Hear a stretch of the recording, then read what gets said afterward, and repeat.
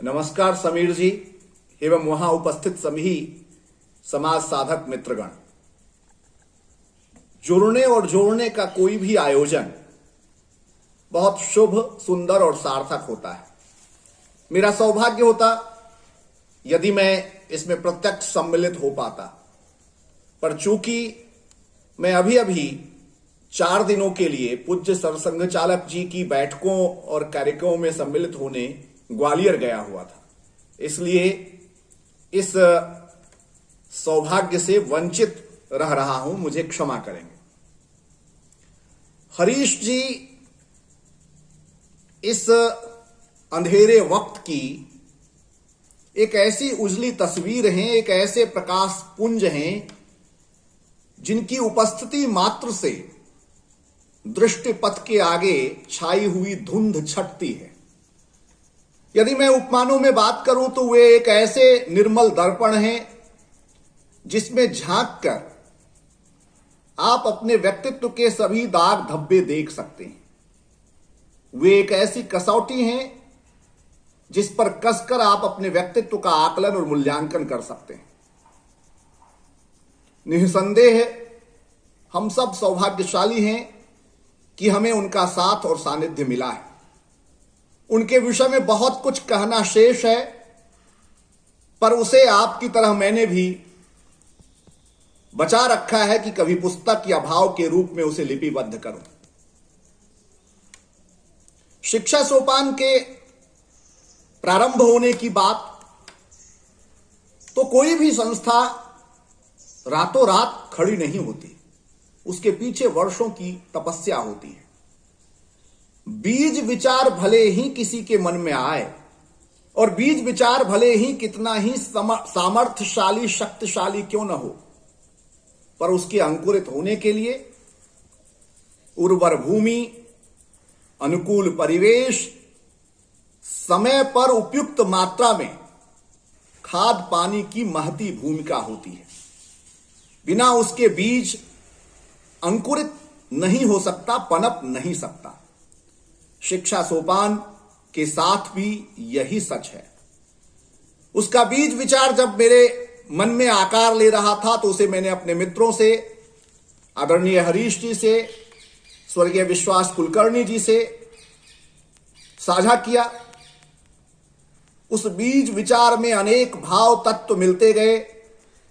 मेरे अभिन्न और प्रतिरूप श्री रंजन जी के प्रोत्साहन से और उस समय के तमाम मित्रों के सहयोग से, आईआईटी के विद्यार्थियों, प्राध्यापकों और आसपास के समाज सेवी बंधुओं के सहयोग से शिक्षा सोपान खड़ा हुआ। प्रारंभ में उसका स्वरूप कुछ भिन्न रहा होगा, उस स्वरूप में कुछ और तत्व मिलते गए और यात्रा चल पड़ी। यह सुखद है, सुंदर है, सार्थक है कि हरीश जी का नेतृत्व इसे निरंतर ऊंचाई दे रहा है। पर यकीन मानिए, जिन हॉस्टल्स में, कॉरिडोर्स में, हॉस्टल्स के रूम्स में या एसबीआरए में समीर जी के आवास में मैं रहा, रुका, रात रात भर शिक्षा सोपान के लिए बैठकें की, वे सभी रूम, आवास, कॉरिडोर मेरे लिए किसी तीर्थ स्थल की तरह पूज्य हैं और वे मेरी स्मृतियों में सदैव जिंदा रहते हैं। आप सब शिक्षा सोपान को बहुत अच्छे ढंग से आगे ले जा रहे हैं। मेरी बधाई और शुभकामनाएं स्वीकार करें।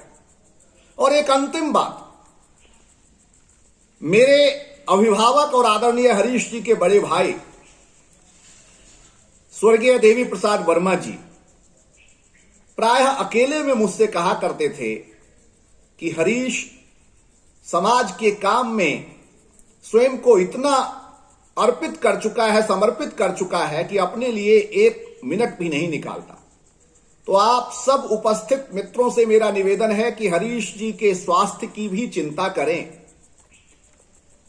उनकी सक्रियता, उनका स्वास्थ्य, उनका नेतृत्व न केवल शिक्षा सोपान की अमूल्य निधि है, बल्कि इस समाज, राष्ट्र और मानवता की भी अमूल्य निधि है। वे हमारा नेतृत्व करते रहें, ध्येय पथ पर हमें निरंतर प्रेरित और प्रोत्साहित करते रहें। यह हमारे लिए तो अच्छा है ही, समाज और राष्ट्र के लिए भी अच्छा है। तो आप सबसे मैं विनम्र प्रार्थना करता हूं कि उन्हें अपने स्वास्थ्य के लिए भी समय निकालने का आग्रह करें। और एक अंतिम संदेश, इस सत्य सनातन प्रवहमान सांस्कृतिक धारा में हमारा निजी अस्तित्व बूंद के करोड़वें हिस्से जितना भी नहीं है। जिस क्षण हम पार्थक्य बोध को त्याग कर समाज सागर का हिस्सा बनना स्वीकार करते हैं, उसी क्षण से हम विराटता को प्राप्त करते हैं, विशालता को प्राप्त करते हैं। हम सब अपने अपने गिलहरी योगदान से इस महनीय कार्य में अपना अपना योगदान देते रहें। इन्हीं शुभकामनाओं के साथ आप सबको अनेक अनेक धन्यवाद और प्रणाम।